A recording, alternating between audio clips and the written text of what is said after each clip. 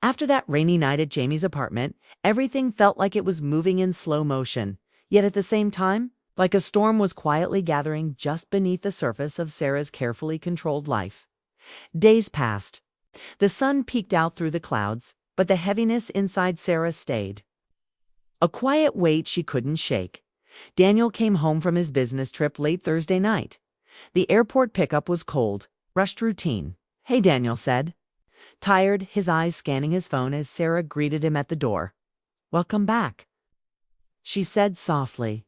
He dropped his suitcase in the hallway and kissed her cheek, quickly before heading to the kitchen to grab a glass of water. "How was your trip?"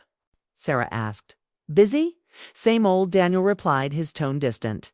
Distracted, they sat down at the dining table together, the place that once used to feel warm and inviting but now felt like a set stage, where two actors went through the motions.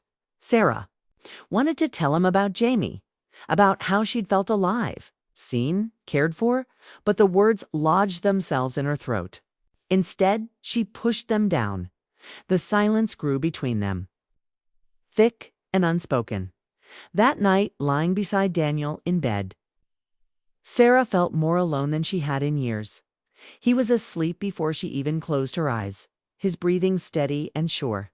Meanwhile, her mind raced through memories, hopes, fears. Had she been missing this connection all along? The question haunted her. The next day at work, Stra tried to focus on her students, but the words she taught seemed distant and meaningless. Her phone buzzed during lunch. "Hey, message from Jamie. Jamie, I've been thinking about you all day." She hesitated but responded quickly. "Sarah, me too." His reply came almost immediately. "Jamie, do you want to meet? Just talk." Sarah's heart pounded. They agreed to meet at a quiet cafe in the city later that afternoon. Sitting across from Jamie, Sarah felt an unexpected comfort. His eyes held warmth and understanding, and his smile was soft but genuine. "How are you?" "Holding up," Jamie asked. "Honestly, I don't know," Sarah admitted. "It's like there's this storm inside me I can't quiet. I'm torn between what I want and what I think I should want." Jamie nodded slowly. "Sometimes," he said, "the storm is what tells us we're alive. It's the part of us that's awake when everything else feels numb." Sarah looked down at her hands, swirling her coffee slowly. "I feel so guilty," she confessed. "Guilty for wanting something different. For feeling something I'm not sure I should feel." Jamie reached out, but only placed his hand briefly over hers, gentle, reassuring. "You're not alone," he said. "Okay. No one should make you feel guilty for feeling alive." Back at home, Daniel remained unaware.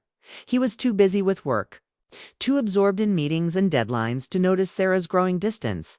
She caught herself watching him sometimes, wondering when the love they once shared had slowly slipped away like water through her fingers.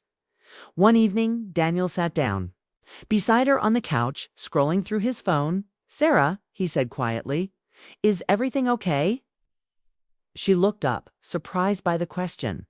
"I don't know," she whispered. "I don't think so." For the first time, she let her walls fall down. "I feel lonely, like I'm fading." Daniel frowned but didn't respond. The room fell silent again. Meanwhile, Jamie's texts became a lifeline. Their conversations deepened. They shared memories, hopes, even fears.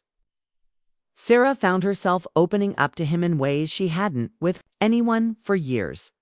One night, Jamie sent a message that made her pause. "Jamie, you deserve to be loved fully. Not quietly, not half-heartedly, but fiercely." Sarah stared at the words, tears pricking her eyes. For so long she'd settled for quiet. For so long she'd been invisible. One Saturday, after weeks of this quiet tension, Sarah found herself back at Jamie's apartment again. This time, she didn't hesitate to walk through the door. They sat together in the soft light of the living room, rain tapping against the windows. Jamie looked at her with something like tenderness and sadness. "I want to be honest with you," he said. "This isn't just about the massage or family dinners. I care about you, Sarah, more than I should." Her breath hitched. She wanted to say no, to remind herself of everything that was right and safe in her life. But her heart betrayed her. "I feel the same," she whispered. What happened next wasn't a moment of passion or reckless abandon. It was quieter, more fragile. A touch on her hand, a lingering glance, a connection neither of them was ready to name. That night, Sarah lay awake, staring at the ceiling. She thought about Daniel, about their years together, the dreams they once shared. She thought about Jamie, about his warmth, his understanding, his touch. Her mind was a storm of emotions: guilt, longing, fear, hope. She didn't know where this would lead, but she knew one thing for certain: nothing would ever be the same again. The days following that fragile night at Jamie's apartment unfolded like a delicate dance, one that Sarah knew could crumble with the slightest misstep. The warmth she'd found with Jamie was both a balm and a spark, awakening parts of her heart she thought long buried. But with every tender moment came the weight of truth. The reality of what she was risking on, what she might lose. Daniel noticed the change first. He sensed her distance, the way her smiles became smaller, her eyes far away. One evening, as rain pattered softly against the windows, Daniel sat beside Sarah on the worn couch. He reached out, hesitating, then took her hand in his. "Sarah, what's going on? You're not here with me anymore." Her heart ached. She wanted to tell him everything: the loneliness, the longing, the secret she was keeping, but the words tangled inside her instead. She shook her head, tears threatening to spill. "I'm just tired," she whispered. Daniel's grip tightened. "We need to talk. Really talk." That night, they sat across from each other at the kitchen table, the soft glow of a single lamp casting shadows on their faces. "I feel like we're strangers," Daniel said, voice raw with emotion. "Like we're living parallel lives." Sarah nodded. "I feel it too." And then, with a courage she hadn't known she had, she told him about Jamie, the massages, the conversations, the nights filled with quiet understanding. Daniel's face went pale. "Jamie," his voice cracked. "My nephew," Sarah said. "I didn't mean for it to happen. It just did." The silence that followed was heavy, filled with heartbreak and disbelief. For days, their home was a battleground of emotions: anger, sorrow, confusion.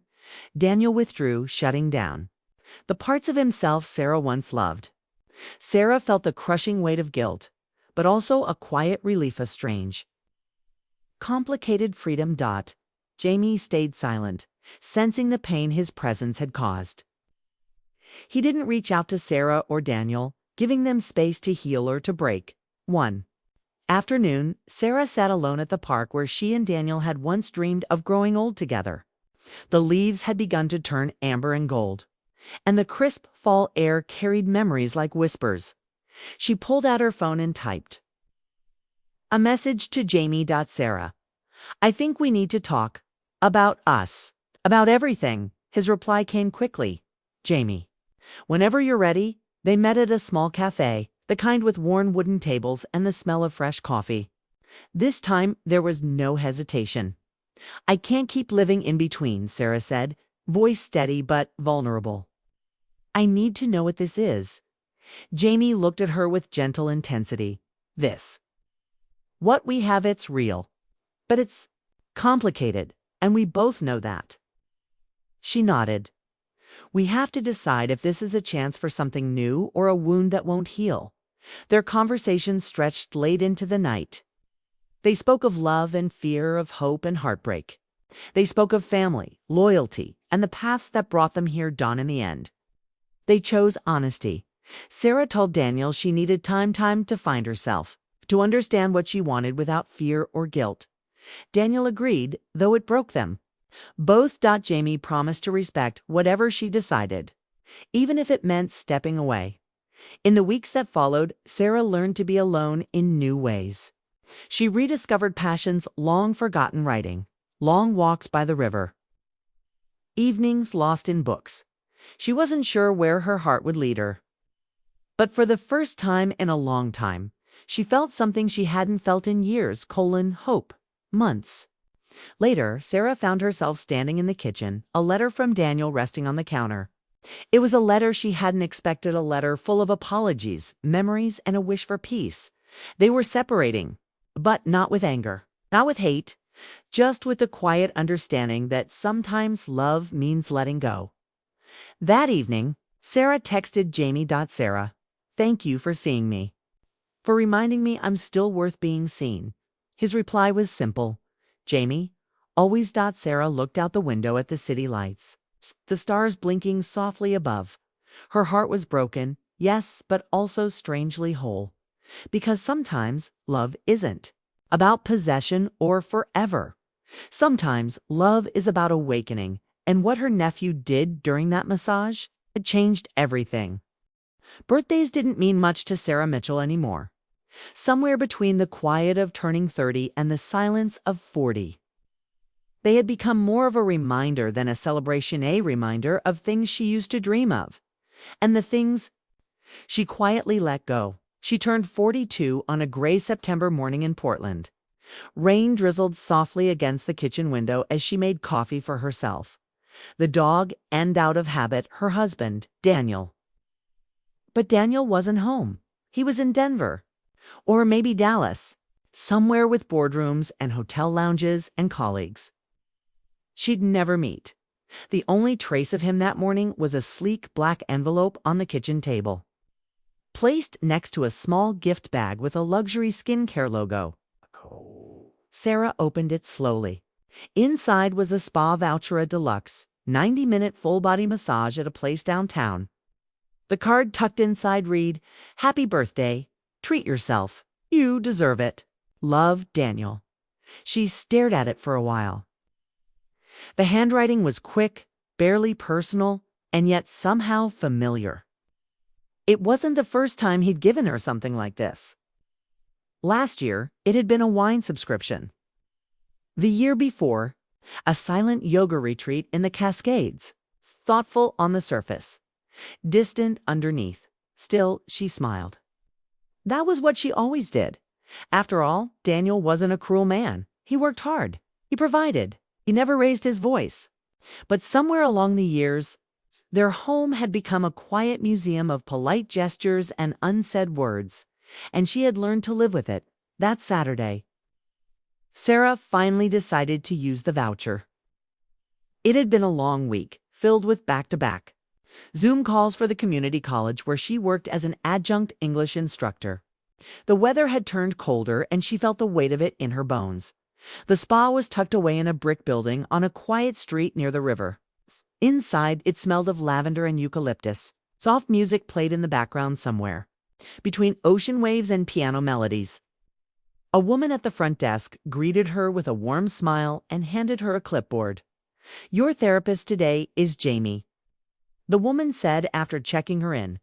"He'll meet you in room 3 in just a minute." Sarah blinked. She had always preferred female therapists. It wasn't about modesty. Exactly, just comfort. Safety, but the receptionist was already smiling and waving her toward the hallway. And Sarah didn't want to make a scene. She nodded and followed the dim lights down the corridor. Room 3 smelled like peppermint oil and cedarwood. She hung her coat, sat down to remove her shoes, and waited. Then the door opened, and everything inside her paused. Sarah. The voice was familiar, young, unsure. She turned toward a tanned, felt her breath catch. Standing in the doorway was a tall man with soft brown eyes, warm skin, and a nervous half-smile. His hair was a little longer than she remembered, pulled back loosely at the neck. It was Jamie Blake, her nephew by marriage. "Jamie," she said, stunned. What are you doing here?" He gave a small laugh, scratching the back of his neck. "I work here. I've been doing massage therapy for the last couple of years.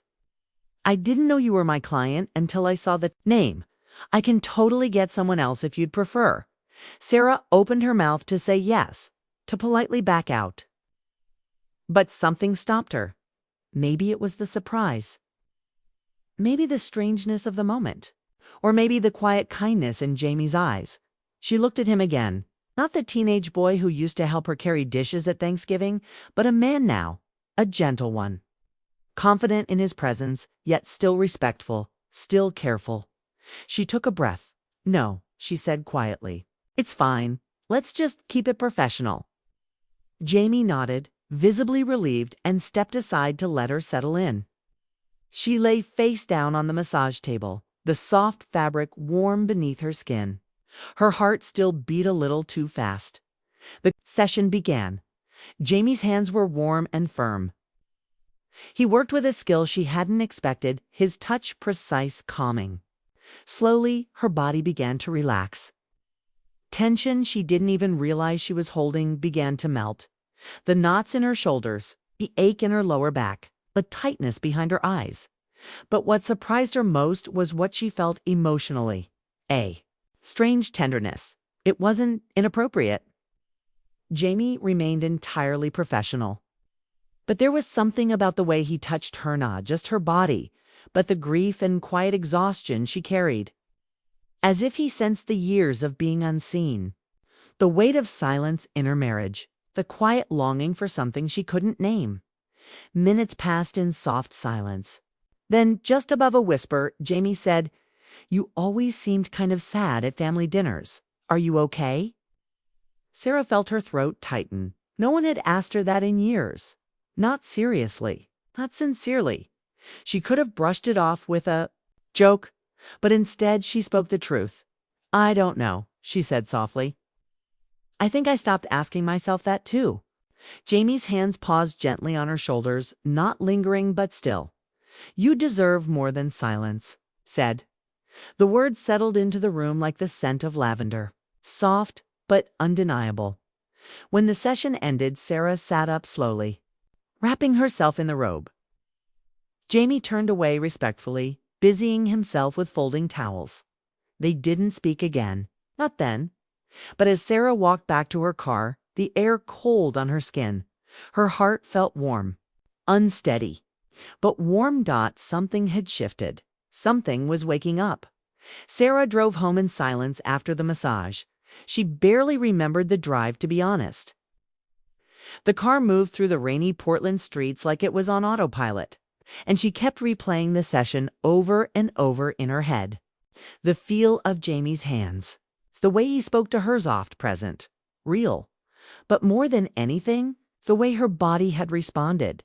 She hadn't felt that way in years, not just physically, but emotionally. Awake, alive. But as soon as her keys turned in the lock and Max came bounding toward her, tail wagging, the spell broke. The house was quiet again, empty. Daniel was still away. And the ticking of the kitchen clock was the loudest sound in the room. She fed Max, made herself tea, and sat down by the window. She told herself to forget it. It was a massage, that's all. Jamie was family by marriage, yes, but still family.